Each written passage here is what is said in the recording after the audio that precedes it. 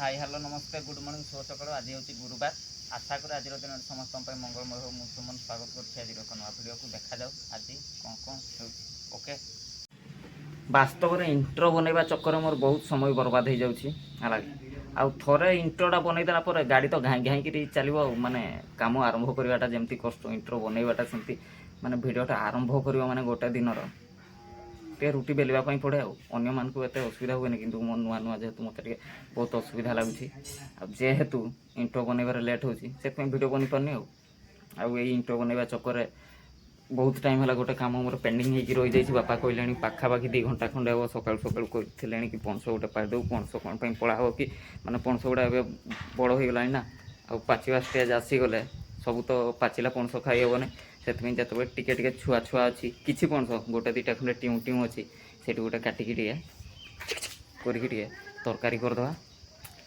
बाकी गुड़ा छाड़देवा जो गुड़ा बड़ हो गला से गुड़ा खाई हेबनी बर्तमान मंजी हेले खाइबा कि पाचिले खाइबा पणस गोटे पारिदेवा लेट है पणस सब डिमी डिमी हो गला बड़ बड़ हो गला सब मु जानी पाली नहीं कौटा पाड़ी बोली है से दादा को डाकी दादा ही तले अच्छे कोटा पाड़ा वो एटा एटा एटा ना से पट गुड़ा पाड़ देवी से पट गुड़ा पहुँचाई देवी पो मुझे पाड़ देवी तो हो चढ़ा पूर्व चप्पल पिंधा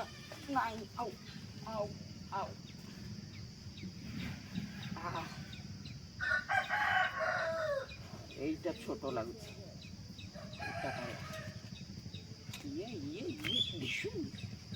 তলে কেহি না দাদা দেখে দেখি পড়িলা এটা একটু পকাও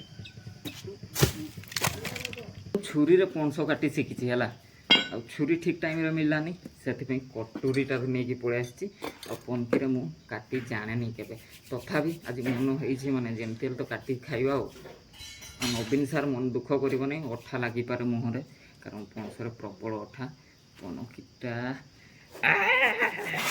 कटुचे कटुचे टे स्ट्रगल करने पड़ू छुरी हेल्ले छुकछाक की कटी मंजी हो गला पा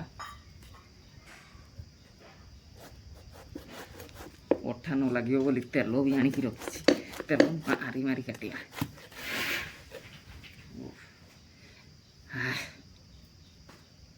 हो काटी सारे आग ये देख अठा बाहर नवीन सार को मुहर पड़ो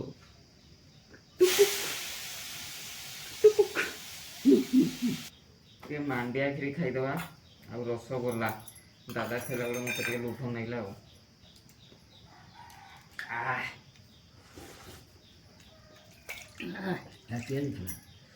रसगोला बापा आनी पुणी आज बापा कौन खाईदे कथा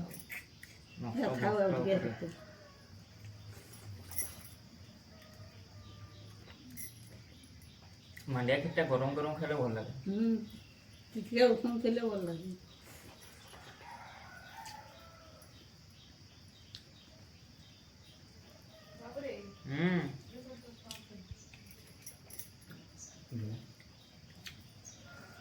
मु किस कहती केवे क्षीर पीवा बंद कर दी क्षीर तो छुआ दिन नहीं खाई भाई जिते आईस खाऊला से क्षीर पीऊ नहीं जिते आईस बंद कर नहीं नहीं बुढ़ा है बेलू आईस छाड़देला पिला थिला बेले जो क्षीर पीवा कथा पीला नहीं कि से क्षीर पीऊँ भल मन करले खाइता के नहीं खाइता फोटो देख जोर जोर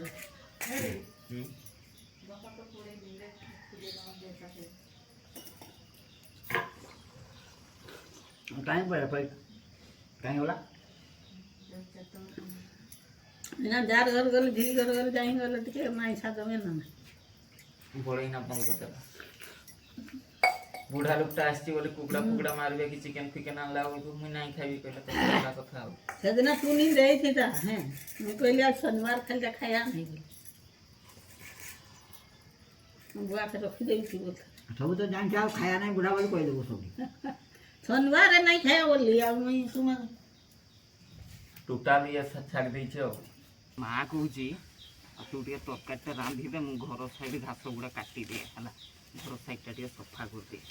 ମୁଁ ବେଶୀ ଚାଲାକ ନା, ମୁଁ ଜାଣିଛି ବର୍ତ୍ତମାନ ରୋଷେଇ ଶାଳରେ କେମିତି ଗରମ ଲାଗୁଥିବ। ମୁଁ କହିଲି ନାଇଁ ନାଇଁ, ମୁଁ ହିଁ ଘାସ କାଟିଦିଏ, ଆଉ ତୁମେ ତରକାରୀ ରାନ୍ଧ। ମୁଁ ଘାସ କାଟୁଛି ବର୍ତ୍ତମାନ। ରୋଷେଇ କରିହେବନି, ଅନ୍ୟ ଦିନ କରିହେବ, କିନ୍ତୁ ଏ ଖରା ଦିନରେ ରୋଷେଇ ଶାଳକୁ ମାନେ ରୋଷେଇ ଶାଳରେ ପାଦ ମାଡ଼ିବା ବହୁତ କଷ୍ଟ। ଘାସ ତ କାଟିଦେବା ଦାନ, ଖାଲି ଦେଖିକି କାଟିବା କଥା କି ଯେମିତି ଆଙ୍ଗୁଳି ଫାଙ୍ଗୁଳି ନ ବାଜେ, ନହେଲେ ପୁରା ସ୍ୱାହା ହେଇଯିବ। ଛୁକ୍ ଛୁକ୍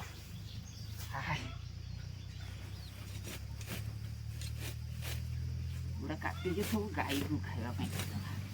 ହଁ, ଗ୍ରୀଷ୍ମ ଋତୁଟା ଗୋଟେ ଆଡ଼େ, ଆଉ ଏଇ 2 ଦିନର ଗୁଳଗୁଳିଟା ଗୋଟେ ଆଡ଼େ ପୁରା ବାଧିଗଲା ଆଜି।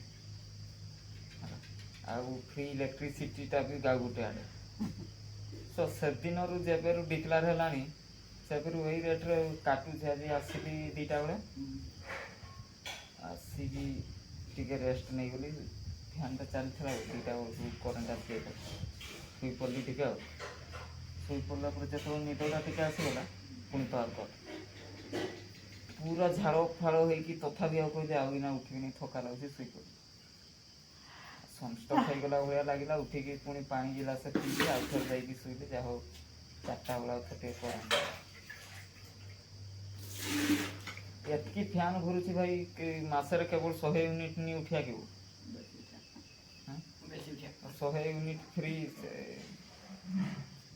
ଫ୍ରିର ଲାଭ କିସ ତାହେଲେ? ଆମକୁ ତ ଏମିତି ପଇସା ଦେଇତେ ପଡ଼ିବ। ଆଉ ସେଥିପାଇଁ ଜୁଲାଇରୁ ସିଏ ଆଡ଼୍ କରିଦେଇଛି ବର୍ଷା ଦିନ ପଳେଇ ଆସିବ ପରେ। ଗାଁ ଗହଳିରେ ଯେତେବେଳେ ଆମର ନିତାନ୍ତ ଆବଶ୍ୟକ କରେଣ୍ଟ, ସେତେବେଳେ ରହିବନି। ଲୋକନି ବୁଝିପାରିତେନି, ଗାଁ ଲୋକ। ଯେତେବେଳେ ଗୋଟେ ହାତୀ ଆସିବ ଘର ପାଖାପାଖି, ସେତେବେଳେ ନିହାତି କରେଣ୍ଟଟା ଦରକାର ନା ନାହିଁ। କୁଆଡ଼େ କେତେବେଳେ ଯିବ, ସେତେବେଳେ କରେଣ୍ଟ କାଟି ଦେଇଥିବେ ହାତୀକି। ବର୍ଷା ଫର୍ଷା ହେଲା, ସାପ ବେଙ୍ଗ ବାହାରିବେ ବୋଲିକିରି ଦେଖିଲା ବେଳକୁ ସେତେବେଳେ କରେଣ୍ଟ କଟି ଦେଇଥିବ। ପଳେଇଲା ମୋଠୁ ଆଉ ବୁଲିକି ଆଉ। ଆଚ୍ଛା ଆଚ୍ଛା ଆଚ୍ଛା।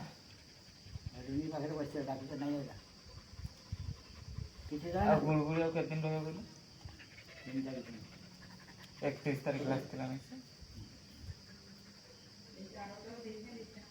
3 ତାରିଖ। ଦାଦା ଆମର ସେଇପଟେ ବସିକି ଭାତ ଖାଉଛନ୍ତି, ଆଉ ମୋର ଏଇପଟେ ଭାତ ପଳେଇ ଆସିଛି।